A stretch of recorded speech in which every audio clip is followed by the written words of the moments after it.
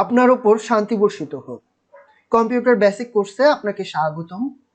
আশা করছি সৃষ্টিকর্তার অসীম কৃপায় আপনি ভালো এবং সুস্থ আছেন। তো আমার সংক্ষিপ্ত পরিচয় দিয়ে আজকের ক্লাসটি শুরু করছি।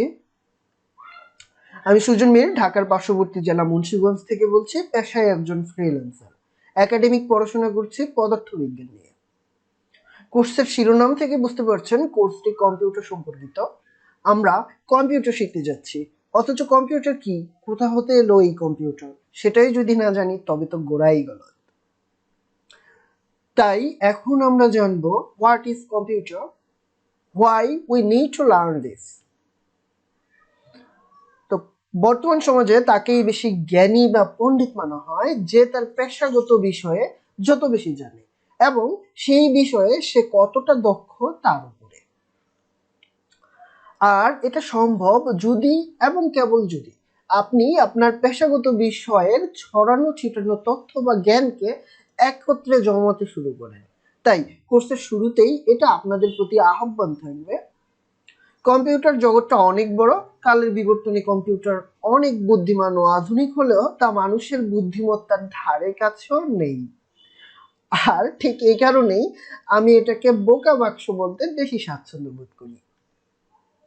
কম্পিউটার কি, কোথা হতে এলে ওই কম্পিউটার, চলুন জেনে নেওয়া যাক।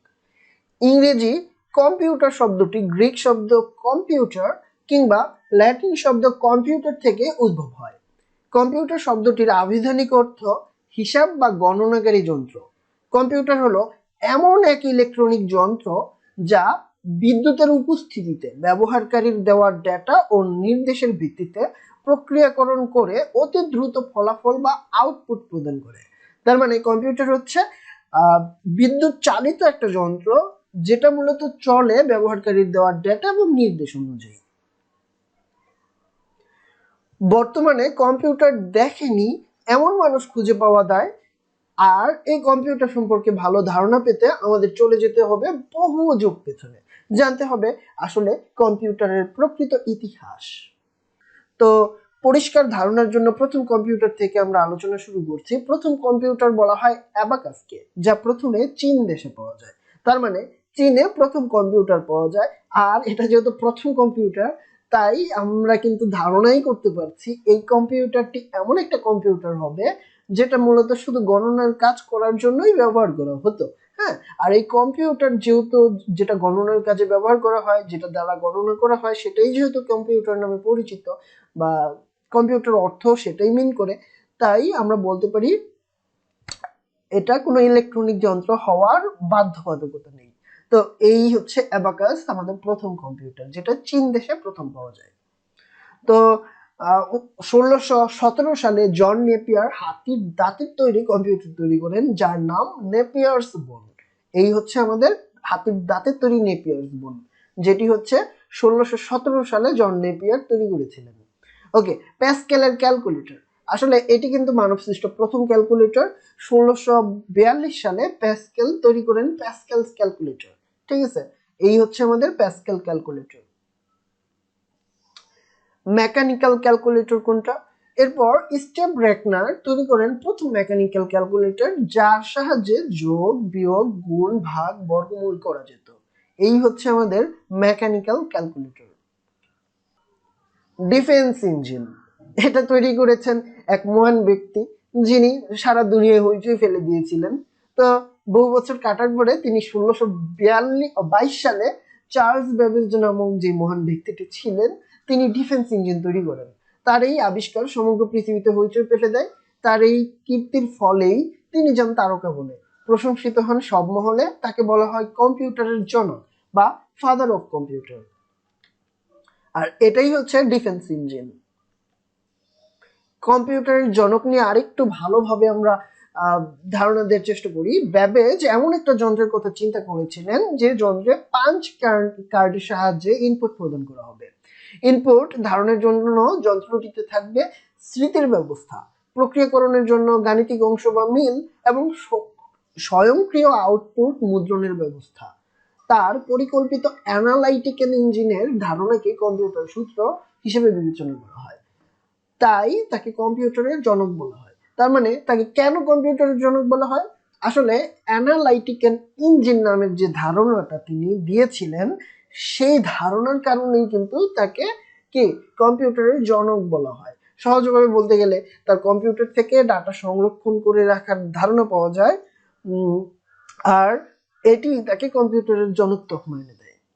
আর ইনিই হচ্ছেন সেই মহান ব্যক্তি চার্লস বেবেজ। তারপর আবারও কেটে গেল বহু বছর। 1944 সালে মার্ক ওয়ান নামে তৈরি হলো পৃথিবীর প্রথম ইলেকট্রিক মেকানিক্যাল কম্পিউটার। এইটা হচ্ছে প্রথম ইলেকট্রিক মেকানিক্যাল ক্যালকুলেটর, যেটার নাম হচ্ছে মার্ক ওয়ান। এভাবেই কালের বিবর্তনে বহু প্রতিভাবান মানুষের হাত ধরে আজকের কম্পিউটার। তাই নির্দিষ্ট করে কম্পিউটারের আবিষ্কারক বলা যায় না কাউকেই। কম্পিউটার কেন শেখা প্রয়োজন আমরা তো জেনে নিলাম। আসলে কম্পিউটার কিভাবে এলো কালের বিবর্তনে, কারা কারা অবদান রাখলো, ঠিক আছে। তো কম্পিউটার আমরা দেখলাম মার্ক ওয়ান কম্পিউটারটি বিশাল বড় ছিল, তাই না? তো এই কম্পিউটার থেকে আমাদের ছোট ডিজিটাল একটা কম্পিউটার চলে আসলো। তো এই যে কম্পিউটার গুলো আসলো, এই কম্পিউটার শেখা কেন প্রয়োজন, বর্তমান যুগে এসে কম্পিউটারটা কেন শিখতে হবে? আসলে জীবিকা নির্বাহ করে বেঁচে থাকতে হলে আজকের দিনে কম্পিউটার শিখতেই হবে, এই কথাটি সবারই জানা। এই কথাটি নতুন করে বলবার আর কিছুই নেই। শুধু যে কম্পিউটার সংক্রান্ত কাজ করতে হলেই কম্পিউটার ব্যবহার করার প্রয়োজন তা নয়।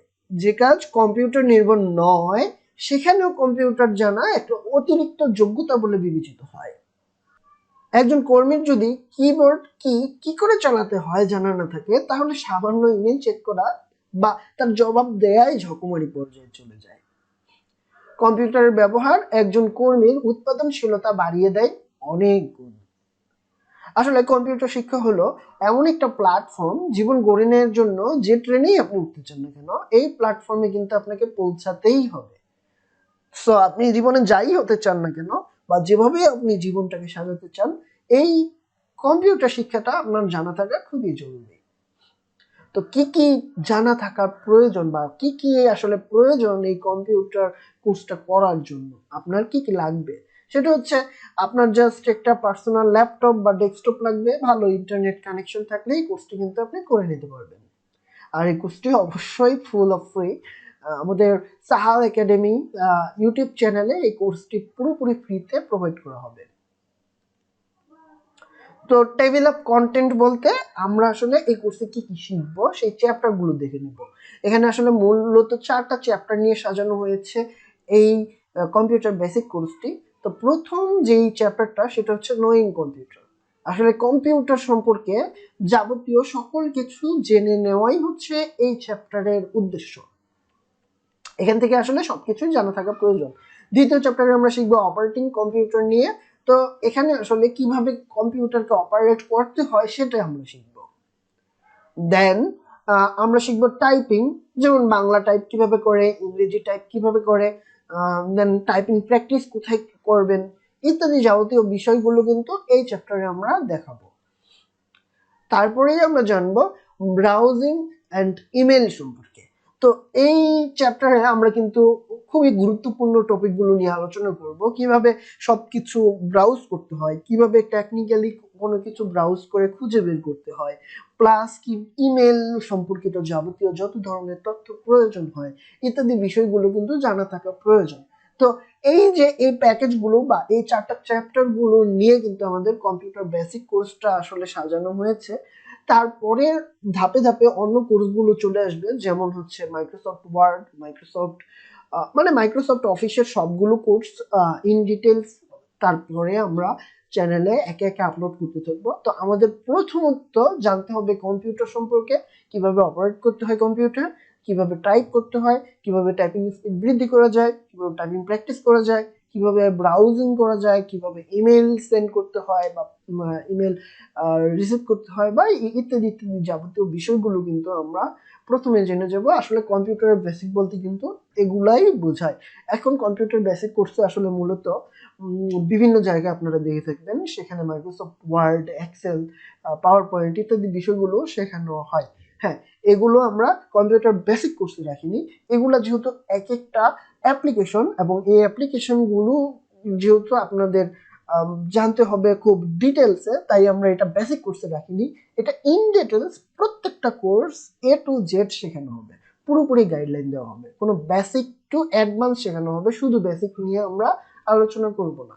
ঠিক আছে, এই হচ্ছে আসলে বিষয়। ধন্যবাদ এই ভিডিওটি দেখার জন্য, এবং অবশ্যই আমাদের চ্যানেলটিকে আপনারা সাবস্ক্রাইব করে রাখেন যদি পরবর্তী ভিডিওগুলো পেতে চান এবং কোর্সটা পূর্ণভাবে করতে চান। এবং এই ভিডিওটা অবশ্যই শেয়ার করার অনুরোধ থাকবে, কারণ আপনাদের মধ্যে অনেকেই আছেন বা আপনাদের পরিচিত অনেকেই আছেন যারা কম্পিউটার সম্পর্কে কিছুই জানেন না, অথবা যারা হচ্ছে ইন্টারে পড়েন, ইন্টারে যারা পড়াশোনা করেন, তারা হচ্ছে প্রথম 2টা চ্যাপ্টার কিন্তু তাদের খুব উপকারে আসবে। সেখানে কম্পিউটারের যাবতীয় বিষয়গুলো কিন্তু সুন্দরভাবে আলোচনা করা হবে, যেগুলো তাদের একাডেমিক লাইফে কিন্তু কাজে লাগবে।